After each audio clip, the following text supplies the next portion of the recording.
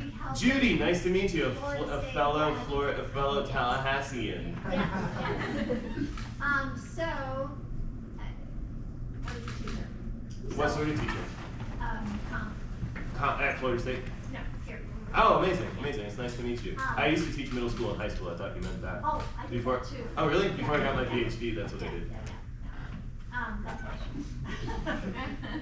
So anyway, I would like to point out to members of the audience, what you were saying, but I want to say it in a more direct way. Sure, sorry, I get a little esoteric and high off my own parts. It's use of opposition.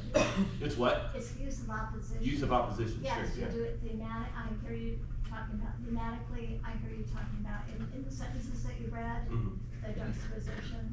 So, I guess the question I have is I think that's really important for starting out writers to understand maybe what some patterns are.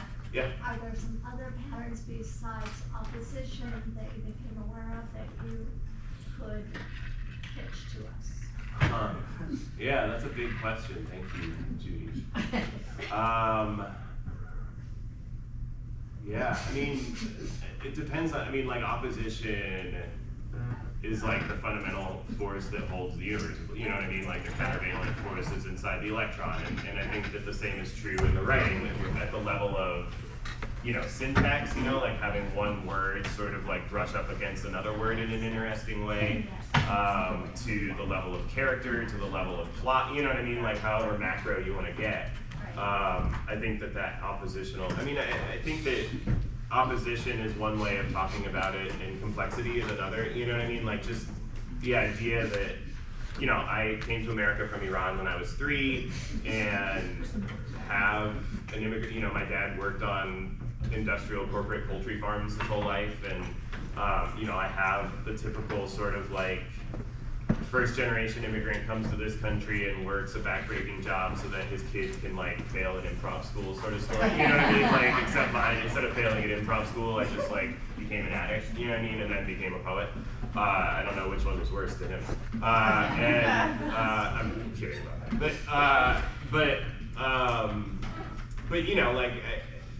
part of the deal, part of the inheritance is that sense of like shame, you know what I mean? Like he bought his first house in his 50s after working for 2 decades on a duck farm 6 days a week, on various duck farms 6 days a week, whereas I bought my first house in my early 30s after having like sat around in my pajamas and written a bunch of work, you know what I mean?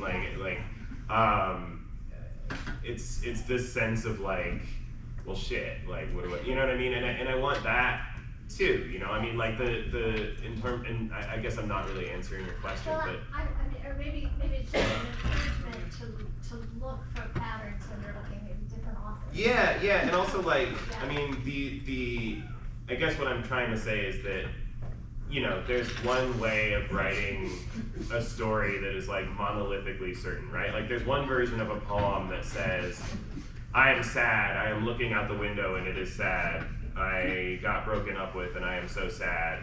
My boyfriend is a jerk and I'm so sad and I love him and even that is a kind of opposition. But like the most universal poem would just be like, I am sad or I am lonely or I am baffled, right? And just saying that over and over. Like I but like that's not how art works, right? There's no, if I just stood here and was like, I am sad, like none of y'all would be like, oh yeah, I see myself in that. You know what I mean? Like you might, even though you've all been sad, you're all probably sad to an extent right now, right? But we all are. We're all sad and we're all happy and we're all, but if my poem said,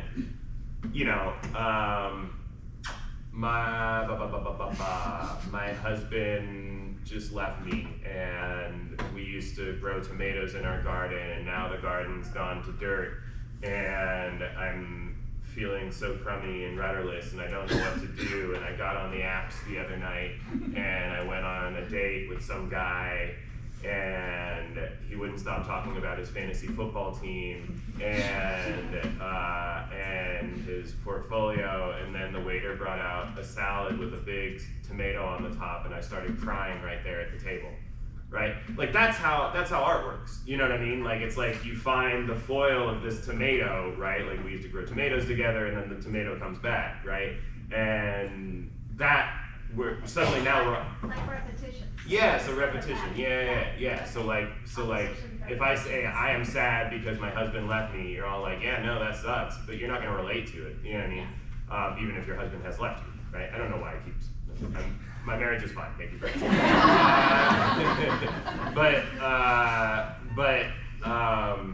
But it is the tomato that kind of activates that poem, right? Not the fact of the sadness, right? Does that make sense? Yeah. I have no idea what order the hands are. I'm sorry. Yes, you. What is your name? I don't mean to say yes, you, but yes, my good friend with an inner life that is as vital and complex as my own, Cass. You said earlier that you read 2 novels a day and watched a movie. 2 novels a week. Yeah, I'm not that fast of a reader. How did you find time to still write? Yeah, I mean, so Cass asked if I was reading 2 novels a week and watching a movie a day, how did I still find time to write? The answer is that I inhabit a very sultanic position in this world where I don't have to work that much, and I get paid to do the thing that I love doing best in the world. I think that the best key to being happy in late capitalism, insofar as I found it, is to figure out what you love doing and then figure out how to get the world to pay you to do it. You know what I mean?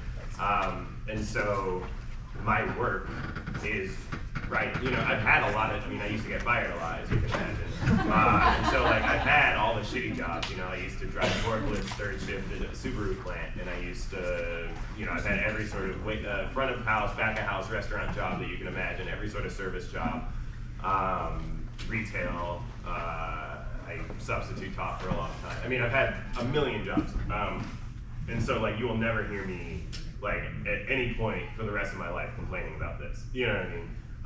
The answer is just I have. There are 168 hours in every week. I work for my job, maybe 20 hours of those, and then the other 148 hours are mine to read and walk my dog and, think important thoughts while staring out the window. You know what I mean? I inhabit a very, very lucky position. I'm very privileged in that way.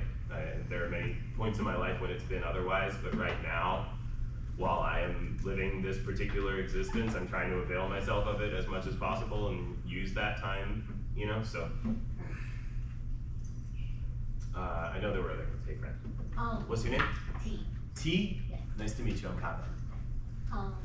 So your mind never stops writing, from what I can tell. Yeah, it can, yeah. It's like a constant strain. How do you quiet that? I found a few really effective methods to which I've lost my privileges, but yeah, I don't know. That's the $1 million question, to be honest. I haven't found anything as effective as those former methods. It's just that the costs started to outweigh the benefits, physiologically, financially, metaphysically. Yeah, I don't know. It doesn't really. I'm a terrible sleeper. I sleep 4 hours a night. I am constantly working on 8 different projects at once and running around, and I don't know. I exercise, and that helps sometimes. I like sports a lot, but if I'm exercising, I'm also looking at my phone and watching a thing, or you know what I mean, or I'm what you know what I mean. I'm never just doing one thing. I'm trying to think of when it does actually shut up. In the aforementioned recovery meetings, I'm pretty present, and that helps. Yeah, there's not a high in this world that I haven't made myself sick off of. You know what I mean? Whether it's narcotics or booze or food or sex or gambling or whatever, you know what I mean? Praise, money, art, any available pleasure button to me, I press till it breaks. You know what I mean? And so, I don't know. I don't don't have a good answer for you. Exercise helps, I guess. It feels like I'm sort of halfway lying to you, and I'm trying to be honest. Hey, I haven't forgotten about you, my friend. I'm just trying to make sure that everyone gets an opportunity. No problem. What's your name? Leah. Leah, it's nice to meet you. I like your shoes. So this is kind of a vulnerable question. So Yeah, I've been pretty answer- guarded so far. Answer how you feel.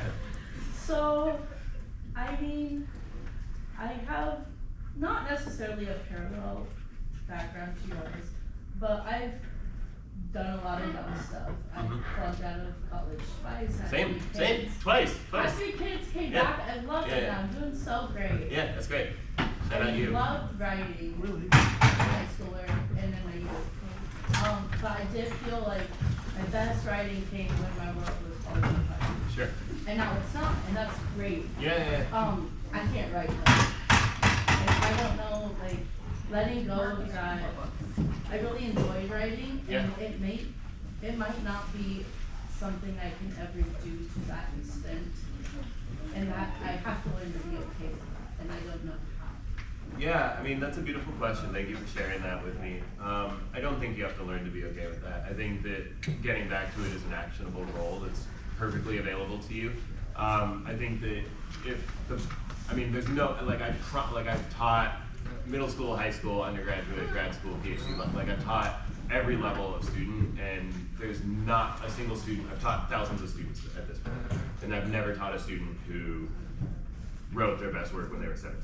You know what I mean? Like, it just doesn't, it doesn't happen. Like, it's just not true.